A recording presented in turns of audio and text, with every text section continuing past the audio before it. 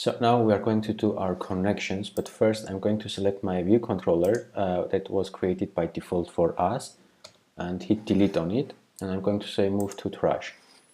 So we are going to create a new view controller here. So select the app delegate, Command N, and this is going to be a Cocoa Touch class under iOS. Click next, and it's going to be subclass of UI view controller, and the name I'm going to call this welcome view controller.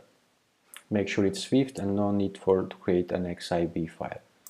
Click next, and I'm going to save this in my folder, project folder here. So we have created the welcome view, but it's not linked to anything, so I'm going to go to my storyboard, select my view here on top, make sure it's blue guy outline here, and go to under class, and I'm going to call this welcome view controller. Hit enter, make sure it stays there. Alright, so now this view controller is linked to our file here.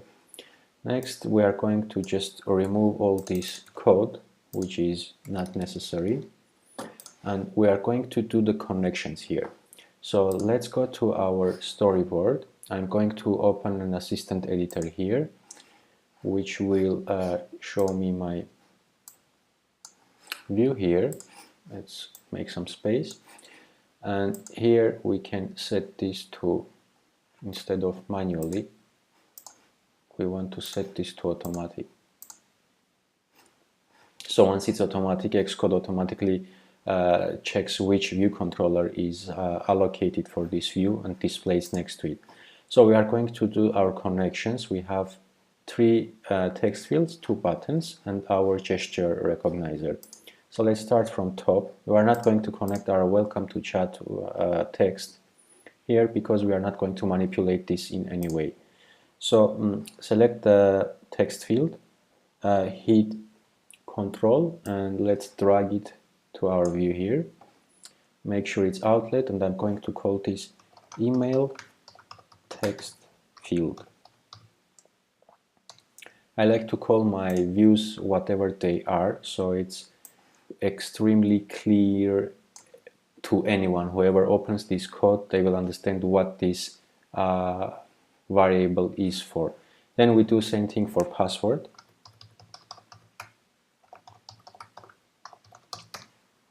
And finally for the repeat password.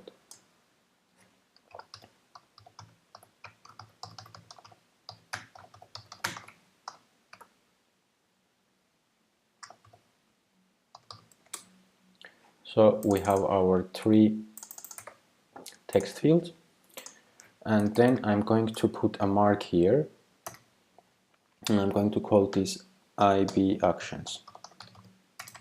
Here a mark is just basically a breakpoint here. When we are going to search through our code, it's very easy to find all the actions and all the variables, etc. I'm just making the code clean and easy to read later on. So we're going to create 2 functions for each button. So let's connect our login. Again, click option, click control and drag it here. But this time, instead of outlet, we are going to create an action. So I'm going to call this login button pressed. And the next one will be our register. Again, click control drag, make it action, and call this register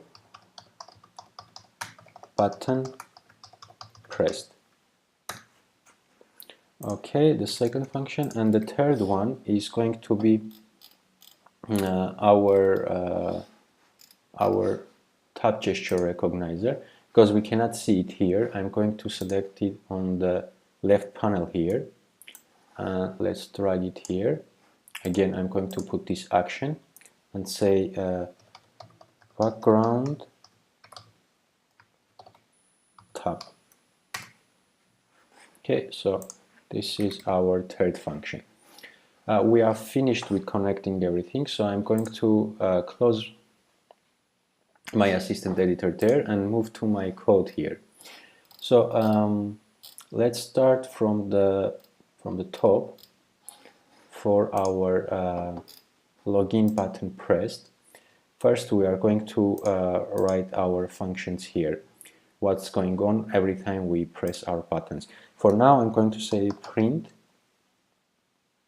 and I'm going to print like login, and let's copy and paste this and call this register, and here we say dismiss.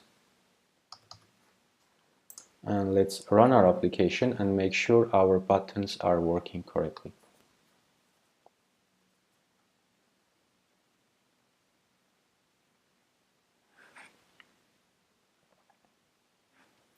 So I click on login. You can see here I have on my console printed out login. Then I click on register, again prints out, and if I click on anywhere on the background it says dismiss. So everything is working nicely.